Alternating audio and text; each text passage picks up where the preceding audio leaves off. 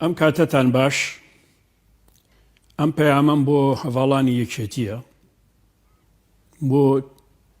پێنجەمین کۆنگرەیە. ئەزانم ئێستا ڕای گشتی گەلەکەمان حزبە سیاسیەکان چاودێری ئەم کۆنگرەیەکەن و دڵنیاشم ناخی هەموو ئەندامێکی یەکێتی ئەوانە نەبێ کە کەرامەتی سیاسی و حزبی خۆیان لا گرنگ نییە، باقەکەی خەمێکی گەورە دایگرتوون بۆ ئەنجامی کۆنگرەکە، ڕێوشێنی کۆنگرەکە، بنەماکانی کۆنگرەکە. بە خەمێکی گەورەوە ئەوانەی بە ڕێوشێنی تایبەتی دەرچوون دڵنیام ئەزانن کە مافی دیموکراسی خۆیان نەبووە دەرچوون بە ڕاستپاردە و ڕێشوێنی تایبەتی دەریان چاندون. ئەوانیش دەرنەچوون دڵنیام لە تێکۆشەرە باشەکانیان زۆر تایە و لەسەر هەڵوێز دەرنەچوون، لەسەر ئەوە دەرنەچوون کەرامەتی سیاسی خۆیان نەفرۆشتووە. بۆیە بە هەمومان ئەوانەی لە کۆنگرەیە و لەوانەی لە دەرەوەی کۆنگرەین بە هەمومان دەبێت ڕاستیەکان بزانین. پێشە شتێ بچمە ناو وردەکاری قسەکانم ئەمەوێ بڵم من 3 هەفتە لەمە بەر هەڤاڵ باڤڵم بینی، سعاتێک و 35 دقە قسەمان کرد. ئەو پێی وایە یەکێتی وەزعی زۆر باشە، یەکگرتووە لە هەڵبژاردن سەرکەوتنێکی گەورە بەدەستێنێ و پێی وایە هەموو دەوڵەتان لێی رازین و سیاسەتەکانی تەواوە و واشی بۆ بن باس کرد کە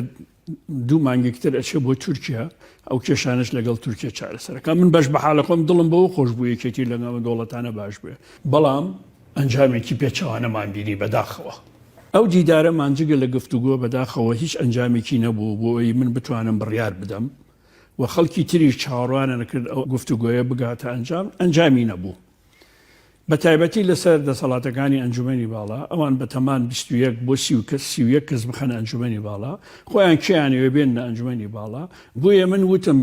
پرۆژەکە بنێرن بۆ ئێمە با ئێمە وەکو ئەنجومەنی باڵا هەڵی سەنگێنین، ئەو کاتە بڕیارێک بدرێ ڕێککەوین لەسەری پرۆژەکەشیان نەنارد، ئەندامانی ئەنجومەنەکە بڕیار بوو بێن بۆ لام، ئەوانشیان نەنارد و 2 ڕۆژی تریش کۆنگرەیە. بە هەر حاڵ ئۆباڵی ڕێک نەکەوتن یا ئۆباڵی نەچوونی خۆم و ئەو هەڤاڵانی لە ئەنجومەنی باڵاین و لە دەروی ئەنجومانی باڵاین کە ناچینە کۆنگرە، بێگومان ئۆباڵی ئەوە ئەکەوێتە سەر مەکتەبی سیاسی ئێستا یەکێتی و بتایبەتی ئەکەوێتە سەر هەڤاڵ باڤڵ تاڵەبانی. لە پشتی ئەوەوە کێ دەوری هەیە، کێ دەسیسەی هەیە، یان سپێرمە خوا. هەڵەکانی کۆنگرە بەستن چین؟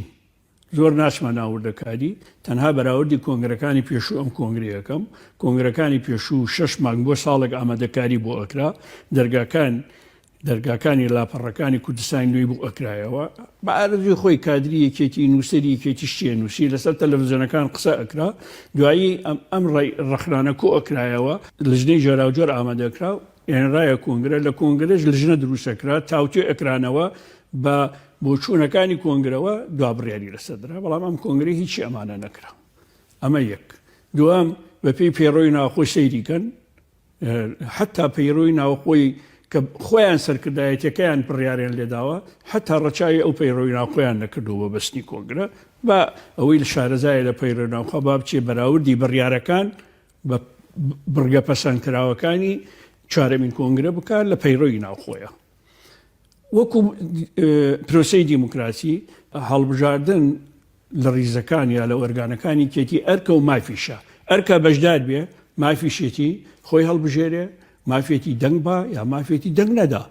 زۆر تەبیعیە. بەڵام لەم کۆنگرەیە هەڵبژاردن نییە بەمانای هەڵبژاردن، دەستنیشانکردنە و ڕاستپاردنە، ڕاست پێڕاوە کە چێ و چێ ئەبێ دەربچێ، چۆن دەربچێ، چێ دەرنەچێ، گوێ نەدراتە ئەوەی تێکۆشەری قارەمان، وشیار، خاوەن هەڵوێست، ئەمانە گوێ نەدراوە. تەنانەت گوێ نەدراوەتە ئەوە لە هەموو ئۆرگانانە کەمترین کەسوکاری ماندووی شەیدیش دەرچووە، یعنی نەک قبوڵیان نەکردووە دەرچێ، بەڵکو بە خەڵکیان و تۆ دەنگ مەدەن بەو کەسانە، هەر لە بەرەوەی هەندێک لەوانە ڕخنەیان هەبووە لە ژیان و گوزەرانی کەسوکاریان، لەسەر ئەوە نەیانێشتۆ کەسیان دەرچێت لە هەڵبژاردنەکان. یعنی چی؟ یعنی هەڵبژاردن نەبووە، دەستنیشان کراو بووە و بڕیاریان بۆ دراوە، کەسیش نەیتوانیوە لەو بڕیارە دەرچێت. بەداخێکی زۆرەوە زۆر بەدەگمەن خەڵکە بۆ دەربچێت. هەندێک مەڵبەند هەیە کە هەر لە ئەوڵەوە کەمتر تەکەتل ئیشی تیا کردووە بە تەندروستی ئیشەکانیان کردووە بەڵام بە دڵنیاییەوە ئەزانم ئەوانە لە ناو کۆنگرە هیچیان پێ ناکرێت. هەڵەکانی ئەم کۆنگرەیە چییە؟ بزانە با من بەراوردێک لە بینی مێژووی دوای ڕاپەڕینی یەکێتی و مامجەلال و ئەمان بکەم. مامجەلال لە ساڵی 1992 زۆر باوردی مەراقەبەی ساحەی سیاسی کردبوو. ئەیزانی کێ لە دەرەوە یەکێتی چالاکە چەپەکان چیەکەن، ئاڵای شۆڕش چیەکە، شوورەکان چیەکەن، ئەیزانی ئەمانە چیەکەن و ئەشیزانی ناکۆکێکی قوڕ لە بینی ئیسلامیەکان و یەکێتی پارتی و یەکێتی بەڕێوەیە و ڕەنگە بەتەقێتەوە بۆیە لە پلنۆمی شەقڵاوە بڕیاریدا لەگەڵ هەموو نایارەکانی یەکێتی دەرگای کردەوە کە یەک بگرن گوێی نەدایە ئەوەی کە ئایدۆلۆژیەتیان ناکۆکە چۆن و چۆن نییە و پلە و پۆستیشی گوێ نەدایە یعنی لای گرنگ و ریزی یەکێتی ناو یەکێتی تۆکمەکە بۆیە لەگەڵ سۆشیالیست ڕێککەوت لەگەڵ ئاڵای شۆڕش ڕێککەوت و لەگەڵ شوراکان ڕێککەوتن و لەگەڵ تاکتاکی نووسەریش ڕێککەوت حتا مامۆستا گۆرانەوانیشی تیاوە ئەوانش ڕێککەوتن. بەڵام ئێستا چۆنە یعنی بسیرکە یەکێتی لەو پەڕی بە قووەتی دوای ڕاپەڕین دەرگا کاتەوە بۆ یەکگرتنەوە یەکێتی ئێستا لەو پەڕی زەعیفی لەو پەڕی دابەزینی دەنگەکانی هەموو دەرگەکانی ڕێککەوتنی نەک لەگەڵ ڕەوتەکانی دەرەوە یەکێتی لەگەڵ ڕەوتەکانی ناو یەکێتی بۆ چوونە جیاوازەکانی ناو یەکێتی هەموو دەرگا و پەنجەرەکانیشی داخست. ئەمە زەنگێکی مەترسیدارە. دی ئێستا ئەم هەموو تێک و شەری ئێمە ماندوو بووین مامجەلال هاتەوە وەڵڵای ساڵێک و چەند مانگ ئێمە پێش ئەوەی مامجەلال و کاگنوشتوانە بێتەوە لە شاغ بووین. ئێستا پاداشتەکەی ئەوەیە کە لەسەر کۆنگرە ناتوانن لەسەر ئەو بڕگانەی دەسەڵاتیشمان بدرێتێ ڕێک نەکەوین. ئەمە ئەگەر پیلانجێڕی نەبێ ئەگەر خەیاڵێکی ترسناک بۆ ئایندەی یەکێتی نەبێ ئەمە چ پاساوێکی ئەم جۆرە سیاسەتە. سەرنجامی کۆی ئەم سیاسەتە کە لە حکوومەت و لە ناو یەکێتی پەیڕەو کراوە لە ساڵەهای ڕابردوو یان ئەتوانم ببڕۆم لە هەموو کابینەکان یەکێتی بۆ بە بەشێک لە شکستی حکوومەت و بەشێک لە شکستەکانی حکوومەت لە ئەستۆی یەکێتیە ناتوانێت لی دەرچێ یەک شت نییە لە حکوومەت تا ئەم دەقیقە یەکێتی بڵێ منیتیانیم ڕاست نییە ناشمەوێ ڕەقەم بڵێم نامەوێ شیرینیەکان باسکەم نامەوێ باسی ئەمانە بکەم ئەمانە با بمێنن جارێ بەڵام سەرنجامی ئەو شکستانە کە لە حکوومەت کراوە ڕێک ئێستا بەرەی گەل و بەرەی دەسەڵات لە یەک جابوتەوە هەزاران دەیان هەزار ناڕەزایی هەیە لە مامۆستایان لە کرێکاران لە ئەندازیاران لە موچەخۆران لە پاشکەوتی موچە لە گرێبەست لە خۆبەخش لە هەموو ئەمانە هەزاران هەزار مشکلە هەیە پەنگی خواردووە هیچ متمانە لە بینی دەسەڵات و ئەو خەڵکە نییە بۆی بیسەلمێنم بەرەی گەل و بەرەی دەسەڵات لێک جیابۆتەوە دواییش ئەی سلمێنم بەرەی ناڕازایی ناوێکێتی و بەڕێی دەسەڵاتی ڕاستڕەوێکێتی چییە بۆی بیسەلمێن با بە ڕقەم قسە بکەم 2021 هەڵبژاردننی ئەنجومەنی عێراقە کرێت لەم هەڵبژاردننی ئەنجومەنی عێراقا هەموو نەتەوەی کورد ئەگرێتەوە بە ناوچە کێشە لە سەرەکانیشەوە لەم هەڵبژاردنە یەکێتی نیشتیمانی کوردستان لە چاو هەڵبژاردننی پێشووی خولی چوارەمی ئەنجومەنی هەڵبژاردننی ئەنجومەنی عێراق 177520 دەنگ دابەزیوە لە 106 دەنگەکانی هێناوە یعنی لە پارێزگاکانی کەرکووک هەر چوار پارێزگاکەی کوردستان بە قانەقین و بە تووزخورمات و بە شەنگار و بە هەموو ئەمانەشەوە یەکێتی لە 106 دەنگەکانی هێناوە پارتی 1479 دەنگ دابەزیوە یعنی 25,000 دەنگ لە یەکێتی کەمتر دابەزیوە بەڵام پارتی توانی کورسێکی باش و ڕێژەیەکی باش دابین بک بۆ خۆی حتا لە کەرکووک 6 کورسیمانە بوو بە 3 کورسی لە پەرلەمانی عێراقا گۆڕان 177,000 و چەند سەد دەنگێک دابەزی باشە کۆی گشتی دەنگەکانی حزبەکانی دەسەڵات کە دابەزیوە یەکێتی پارتی گۆڕان 500,190 دەنگە 500,190 دەنگ لە نێوان چوارەمین خولی هەڵبژاردننی عێراق بۆ پێنجەمین خولی هەڵبژاردننی عێراق حزبەکانی دەسەڵات دابەزیوە لە سەتا ینی لە ئاخر هەڵبژاردن لە 164.5 ناکا لە 104.5 بایکۆتە یعنی لە 164 ملەتەکەمان بایکۆتی هەڵبژاردننی کردووە لە پارێزگاکانی هەرێم و ناوچەکی سەرەسەرەکان کە هەمووی کوردنشینەکانە لە سامان لە 164 ڕێژەیەکی ئەجگار زۆرە، یعنی لە 136 خەڵک دەنگی داوە. لەناو ئەم لە 136 حزبەکانی مەعارەزەی ئەو کاتە 383,616 دەنگیان هێناوە. یعنی دەسەڵات حزبەکانی دەسەڵات کە یەکێتی و پارتی و گۆڕانە نەیانتوانیوە بە هەر هەمویان لە 123 زیاتر دیان لە 124 دەنگ زیاتر بێنن. لە 177 خەڵک پێچەوانەی یەکێتی و گۆڕان و پارتی بیرەکاتەوە، پێچەوانەی بۆ چوونەکانی ئەم دەسەڵاتە بیرەکاتەوە، متمانی بەم دەسەڵاتە نەماوە. ئەمە چۆن بەرەی گەلوبەری دەسەڵات لێکجیا نەبووتەوە؟ فەرموو بزانم چۆن لێکجیا نەبووتەوە. ئێمە سەر یەکێتی خۆی، یەکێتی بۆچی یەکێتیە؟ بۆ ئەوە یەکێتیە کە هەڵبژاردن بباتەوە و حزبەکە بێ بە ئامرازی بەدیهێنانی دیموکراسی و دادپەروەری و مافی ژن و مافی چینەکان و مافی ئەمانە. دەی باشە تۆ لە 106 دەنگەکانی دێناوە لە سەرانسەری ناوچە کێشە لە سەرەکان و هەرێمی کوردستان بە کەمینەیەکی ئاوا، یعنی لە ناو یەکێتی خۆیە لە بینی چوار هەڵبژاردننی پێشوو کە ئێمەمانان هەمومانی تیا بووین لەگەڵ ئەم هەڵبژاردنە نیوەی دەنگەکانی دەستداوە. چۆن ئەمە لە ناو ئەم یەکێتیە ناڕەزایی سەر هەڵنادا، چۆن ڕخنە سەر هەڵنادا؟ بە ناچاری یەکێتی ئەیانزانی ئەمە شکستێکی گەورەیە، بە ناچاری لە 4-5 ساڵی ڕابردوو هەوڵیان داوە ئۆرگانەکانی یەکێتی، مەڵبەندەکان، کۆمیتەکان، مەکتەبەکان، سەرکردایەتیەکان، مەکتەبی سیاسیەکان، تەنانەت کارگەڕی مەکتەبی سیاسیش ئەوانە دانێن کە بە وەزعەکەیان ڕازیە.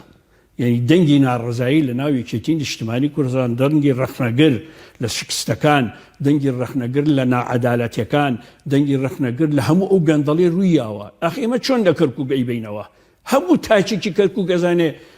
هەڵسوکەوتی مەسئولینی ئێمە چییە؟ هەموو تاکێکی سلەیمانی ئەزانی هەڵسوکەوتی مەسئولەکانی ئێمە چییە؟ هەموو تاکێکی گەرمیان و ناوچەکانی تر ئەزانن هەڵسوکەوتی مەسئولی ئێمە چییە؟ وە کێ گەندەڵە چی ئەبەن؟ لە گومرگ چی ئەبەن؟ لە نەوتەوە بۆ جەوت چۆن ئەیبەن؟ هەموو تاکێکی کوردە ئیزانیە. باوەڕ ڕاکەم کەسێکە بۆگەنی گەندەڵی لەم کوردستانە نەزانێ حزبەکان چۆنێکن، مەسئولەکان چۆنێکن. ئیتر چۆن لە ڕیزەکانی یەکێتی نیشتیمانی کوردستان کێشەی تیاناکەوێ؟ حزب بەناو سۆشیال دیموکراتە لایەنی کەم پابەندیان بە بیر و باڕووی سۆشیال دیموکرات. لەناو حزبەکە خۆی جیاوازیکی زۆر لە بینی تێکۆشەری ڕاستەقینە و تێکۆشەری تازە ئەکرێ. ئەوانەی کاتونەتە ڕیزەوە ئاگایان لەو مێژوە نیە، ئاگایان لەو قوربانیانە نییە، ئاگایان لەو جیاوازیانە نییە، هەمووی لە کونفەیەکونێکە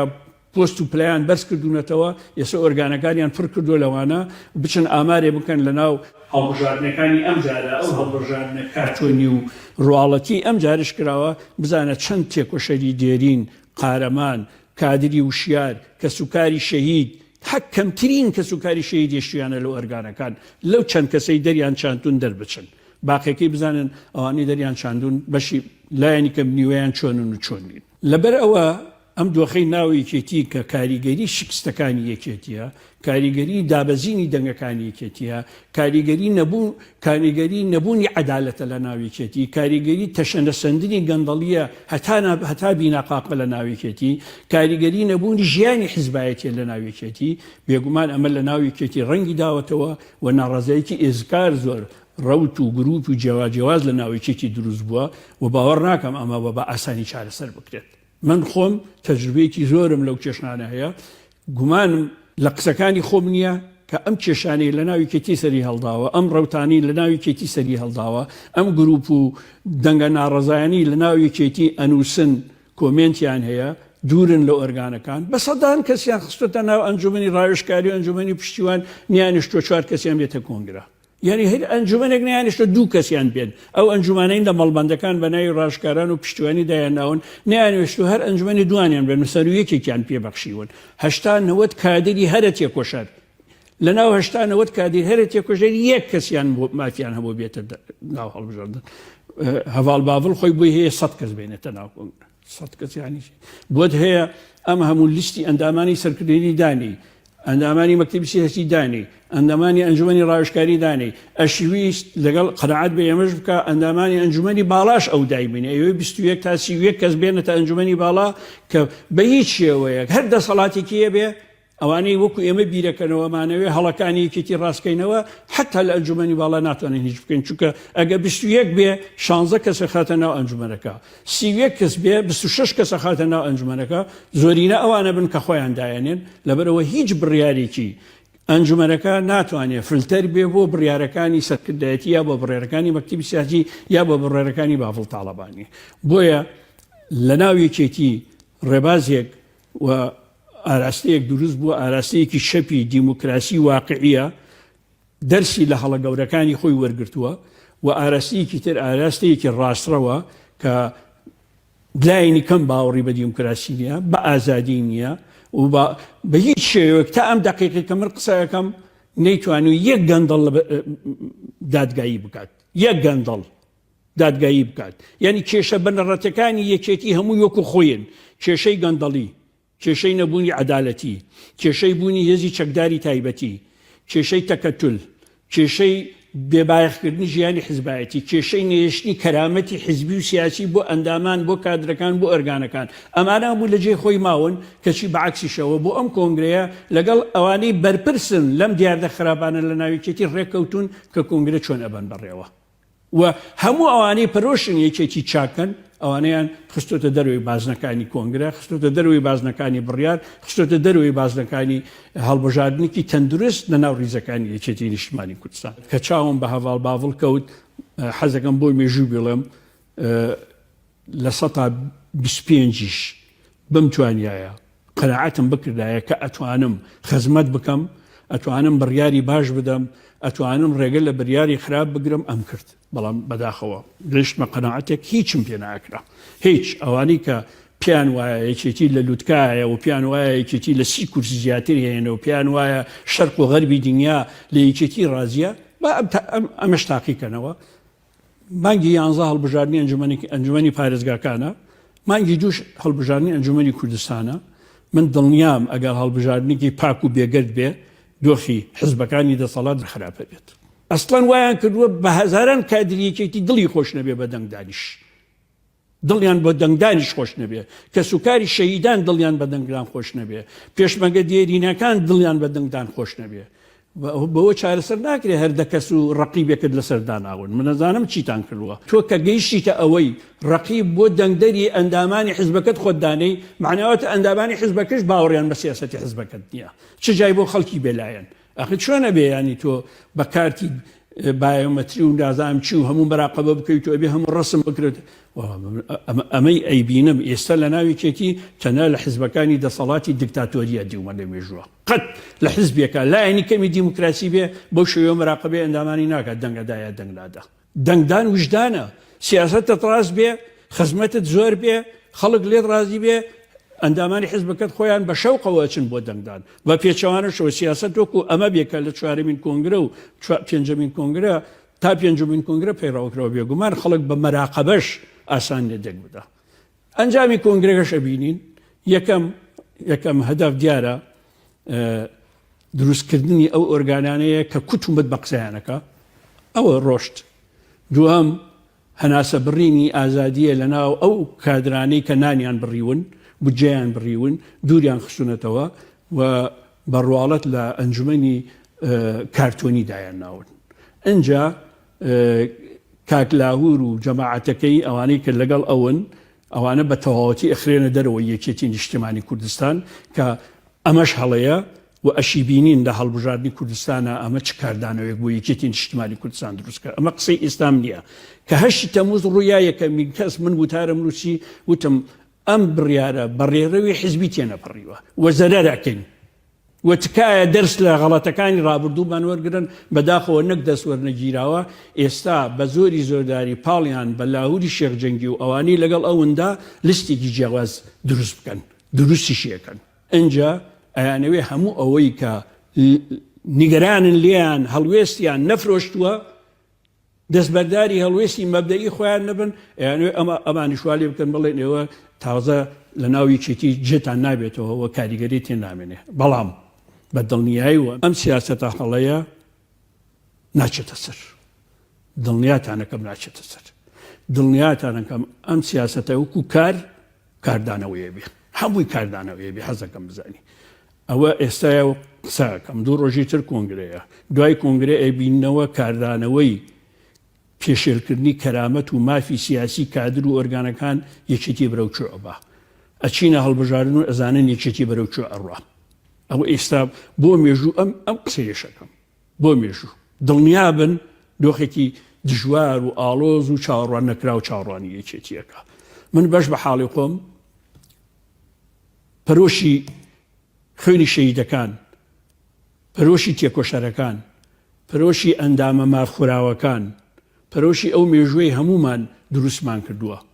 ئەم پەرۆشی وای لێ کردوم کە ئەم قسانە بکەم و بە دڵنیاییەوە تاقە چارەسەر لە بەردەم یەکێتی لە دوای کۆنگرە هەر ئەوە ئەمێنێتەوە کە ئەبێ یەکێتی بکرێ بە فرێنمەنبەر بخرێتەوە سەر ڕەگەزە ڕاستەقینەکەی خۆی کە دامەزراوە بووی تەنها ئەمە لە بەردەمانە بێت چونکە پردەکانی پێکەوە کارکردن و پێکەوە خەباتکردن هەمووی ڕووخێنراوە ومێدەوارم هەمومان باش گوێ لە یەک بگرین و ئایندەشمان شایەتی هەموو بۆ چوونە جیاوازەکانمانە بێ ئەمەوێ کۆتایی پەیامەکەم بە باسکردنیکی دۆخی ئێستای کوردستان و عێراق و سیاسەتی یەکێتی بهێنم دۆخی کوردستان لەوەوە دەست پێ یەکەم کە سیاسەتی ئابووری کوردستان سەرنجامی شکستی گرێبەستی 50 ساڵە لەگەڵ تورکیا لەژێر فشاری دادگای پاریس بە شکاتی حکوومەتی عێراقی و ئەو مەرجانی حکوومەتی عێراقی وردە وردە بەسەر حکوومەتی هەرێمی ئەسەپێنێ ئەمە وای کردووە کە بەڕاستی شادەماری ئابووری کوردستان ئێستا بکەوێتە دەست بەغداد و بێگومان ئەمە لێکەوتەی سیاسی ئەبێ لێکەوتەی ئەمنی ئەبێ لێکەوتەی سیستەم و ئیداری لە عێراقیشا ئەبێ لە عێراق وڵاتێک هەیە ئێستا لە دیموکراسیە سەرەتایەتی ناڵم نییە بەڵام ئەوەی حکمیەکە معلومە زۆرینەی شیعەیە حزبە شیعەکانە ئەمە لەگەڵ ئەم جۆرە حکوومەتە ئەبێ هەناسەمان درێژکەین هەناسەمان چونکە ئەڵتەرنەتیڤمان نییە ڕفراندۆممان کرد شکستمان خوارد بەداخەوە مەبدەی خۆمانە ڕفراندۆم مافی دیموکراسیمانە بەڵام شکستمان خوارد ناتوانین بڵێن شکستمان نەخوارد کەوابێ بە ئێمە قۆناغی ئێستای کوردستان کوردایەتی ئەرکەکانی حزبە سیاسیەکان و گەلەکەمان لە دوای پاشەکشەی پرۆژەی ئابووری باس بکەین ئەمە زۆر گرنگە ئێمە ئێستا زیاتر لە جاران بەستراوینەتەوە بە بەغداد زیاتر لە جاران ئەیڵێمەوە یعنی دەستور محکەمەی ئیتیحادی لە ڕووی ئەمنیەوە لە ڕووی موچەوە لە ڕووی بودجەوە لە ڕووی ئیداریەوە حتا لە ڕووی پەیوەندیکی تەندروستی هەرێم بە دەوڵەتانی ئیقلیمەوە لە ڕوانگەی بەغدادەوە سەیرمانەکەن هەروەها ئەمریکا و بەریتانیا هاوپەیمانەکانیش چونکە لە ڕفراندۆم دەرکەوت یەک دەوڵەتمان لەگەڵ نەبوو بەداخەوە ئەم خۆناغە کەوابێ ئەبێت چۆن تاوتێ بکەین بەڕێی من ئێستا لە هەموو کاتێک زیاتر حتا لەو کاتە زیاتر کە یەکێتی نیشتیمانی کوردستان و پارتی ئیتفاقی استراتیژیمان کرد ئێستا لە هەموو کاتێک زیاتر یەکخستنەوەی ڕیزەکانی حزبەکانی کوردایەتی بە چارەنووسسازانە بن و بە پێچەوانەشەوە هەر پوازێک لە ناو ئەم بزوتنەوەی بکوترێ بۆ زیاتر لێکترازاندنی حزبە سیاسەکانی کوردستان بەرەو هەڵدێرمانە با و ئەو لایەنانەی بەرپرسیارەتی قوڵکردنی ناکۆچەکانی حزبەکانی کوردایەتیەکەن یعنی ئۆباڵێکی خەتەرناک لە هەڵەگرن بۆ یەکێتی و پارتی توانیمان لە دوای ڕووخان سەرکەوتین گەورە بەدەستبێنین لەبەرەوەی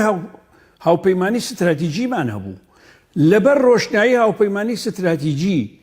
جەنابی مامدەلال لە بەغدا لەگەڵ حزبەکانی سیاسی دانیشت لەبەر ڕۆشنایی هاوپەیمانی ستراتیژی جەنابی مەسعود بەرزانی لەگەڵ حزبەکان و دەوڵەتانی ئیقلیمی دانیشت و بڕیارەکانی کوردستانیانەدا هەڵبژارەکانی کوردستان ئەکران حکوومەتی کوردستان بەڕێوە ئەبرا ئەو بڕیارە ستراتیژیە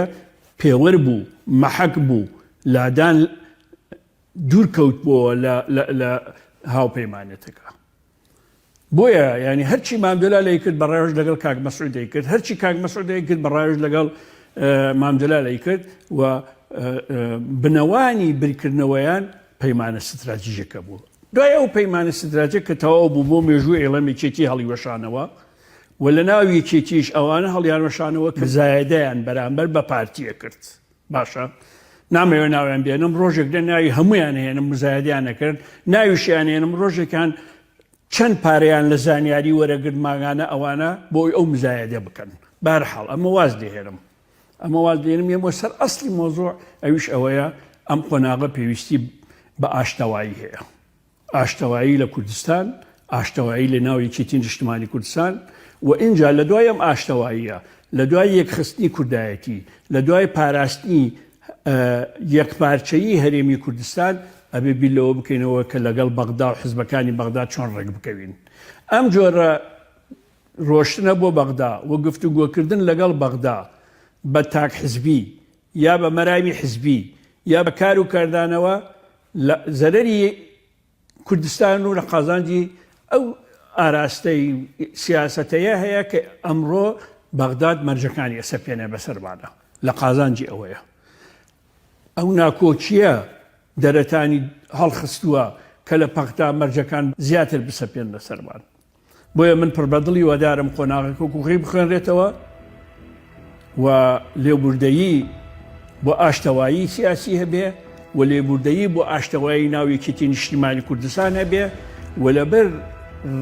ڕۆشنایی یەکخستنی تیتری هێزەکانی کوردایەتی و یەکپارچەی کوردستان بیل لە هاوپەیمانی ستراتیژی تازە لە بەغدا بکەینەوە هاوپەیمانی ستراتیژی لەگەڵ بەغداش گرنگە بەڵام دوای ئەوەی هاوپەیمانی چی بتەو لە کوردستانە دروست بێت بەبێ ئەمە من بۆ مێژوو ئێڵێم هەر حیزبێک بەتەنها بچێتە بەغدا لەگەڵ بەهێزترین حیزبی عێراقیش ڕێککەوێ لەسەر بودجەش ڕێککەوێ لەسەر هەرچیەک ڕێکەکەوێ ئەمە کاریگەریەکەی یا ئیجابیەتەکەی کاتیە بێ لە ئەنجامە لە ڕەهەندی ستراتیژیە گەورەترین هەڵدێر تووشی خۆی ئەکا ئەو حیزبە وەزەرەری گەورە لە ئەزمموی کوردستانیشەیە من ئومێدەوارم دۆخەکە باش بخوێننەوە سەرنجامی شەڕی ئۆکراین کاریگەرەکانی شەڕی ئۆکراین لەسەر ڕۆژهەڵاتی ناوەڕاست لەسەر عێراق لەسەر ئێران لەسەر تورکیا لەسەر سووریا باش بخوێننەوە و ئەبێ باش بزانین دنیا شامی شەریف نییە بۆ ئێمە دەوڵەتی سەربەخۆ نین ئێمە هەڵپەسێڕاوین لە بینی دەوڵەتی سەربەخۆ و فیدراڵە ئێستا بۆیە ئەبێ زۆر وریای خۆمان بین لەگەڵ ڕێزم